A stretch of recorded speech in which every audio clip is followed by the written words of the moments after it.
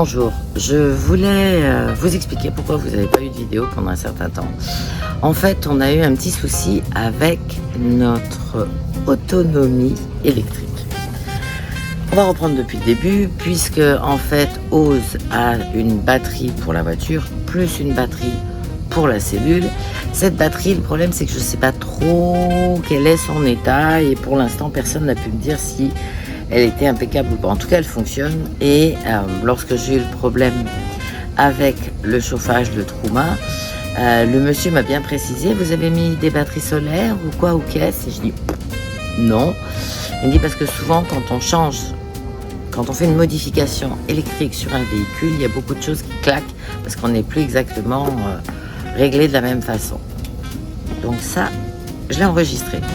Ce qui fait que je voulais faire poser des panneaux solaires sur Ose, alors sachant qu'il faut qu'ils soient très fins et légers parce que Ose se plie et se déplie, et ça, c'est pas si facile que ça parce qu'il faut quand même un peu pousser.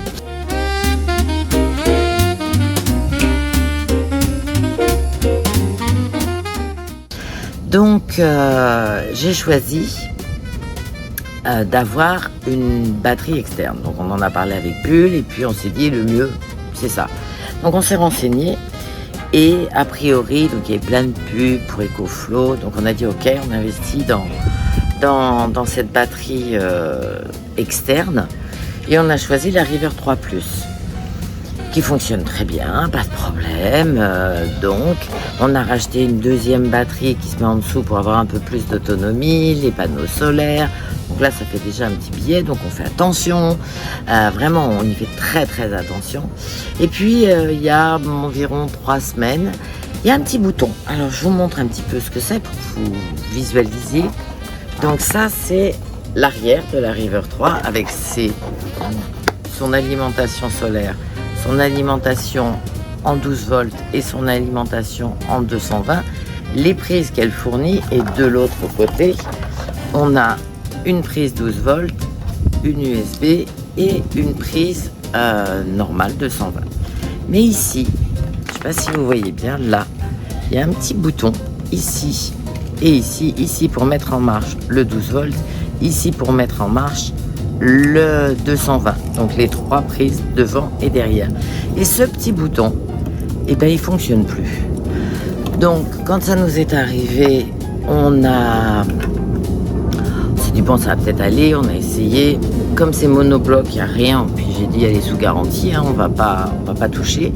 Donc ce petit bouton, on a téléphoné à EcoFlow qui nous a dit ok, pas de problème, la garantie fonctionne. Alors pour que la garantie fonctionne, bien que je sois déjà enregistré sur leur site avec les factures en appui, avec mon nom, avec tout, il aura fallu de nouveau refaire tout, retrouver les factures, leur prouver mon adresse. Alors en plus, comme j'ai une adresse à La Réunion, évidemment, puisqu'on vient de La Réunion, c'était un petit peu compliqué, donc j'ai trouvé une adresse chez des amis. Enfin bref, pour qu'ils arrivent à comprendre que oui, on est vraiment nomade. C'est-à-dire que nous, notre maison, c'est Ose. On n'a pas de lieu ici. Nous, notre maison, elle a plus de 10 000 km. Donc, après vraiment beaucoup d'échanges de mails, on a essayé de téléphoner en Angleterre, leur numéro fonctionnait pas, ça passait pas. Enfin, et pour nous, c'est pas si simple que ça parce qu'on a un forfait Réunion, donc c'est pour ça qu'on utilise la Starlink, parce que sinon ça monte. Donc j'ai pris un forfait chez un autre opérateur ici pour pouvoir appeler. Enfin, bref, un cirque pas possible pour qu'enfin ils se décident à nous envoyer une River 3 de rechange et que l'on renvoie celle-ci qui ne fonctionne plus après. Parce qu'au début, c'était vous nous renvoyez, on teste, on vous renvoie après. Donc comme j'ai déjà, ça a mis à peu près entre 15 jours, 3 semaines pour tout ça, parce que quand ils livrent, c'est de 3 à 5 jours ouvrés. Bien que là, ils aient pris un service de livraison et qu'effectivement, ça a été 3 jours à partir du moment où ils se sont décidés, sauf qu'ils se sont décidés le jeudi ou le vendredi, c'était férié après. Bref, ça a pris un peu plus de temps. Mais du coup, notre départ pour l'Italie et pour la Grèce, eh bien, on est coincé. Donc, on est resté dans différents endroits. Et comme sur la Côte d'Azur, en plein mois d'août, autant vous dire qu'il y a beaucoup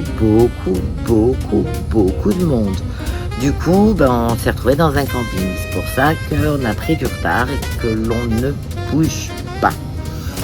Donc, EcoFlow, génial, ça fonctionne super bien, mais il ne faut pas de problème. Parce que le SAV est un peu... Pour arriver à leur faire entendre raison qu'on est vraiment nomade et que vraiment il nous faut ça, parce qu'après on est coincé, qu'on n'a pas vraiment d'électricité, ça a été fort compliqué, quoi. Donc ça c'est un petit peu problématique. Ils ont fait le nécessaire, enfin en 3 semaines, quoi.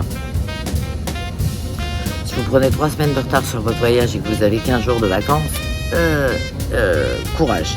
Donc oui, un peu difficile ce SAV, même s'ils ont fini par répondre enfin à notre demande. Et puis en plus, comme un souci arrive jamais tout seul, hein, ce serait trop beau.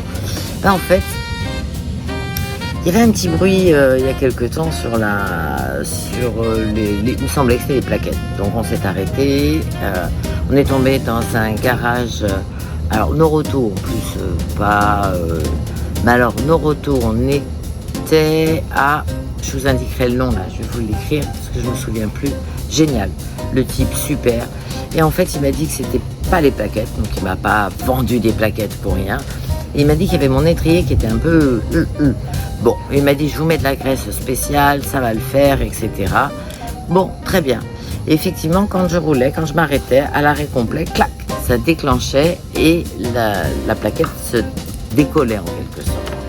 Et puis là, depuis quelque temps, j'entends un petit bruit comme si cette plaquette ne se décollait plus. Donc je pense qu'il y a un petit souci avec cet étrier.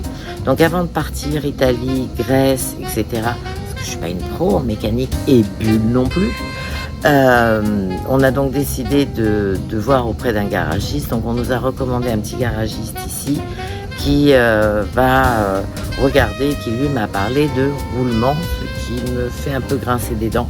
Donc j'espère qu'on va finir par enfin avoir tout ok pour pouvoir repartir. Parce que là ça commence à faire un petit peu longuet. Donc on va vous montrer quelques images de choses sympas qu'on a pu voir, des hérissons, des choses comme ça. Enfin c'est rien d'extraordinaire, mais ça fait partie de la van life, ces problèmes mécaniques où on est scotché pour arriver à solutionner nos soucis. Voilà, donc je vous montre 2-3 petites choses après et à la prochaine. Bye bye.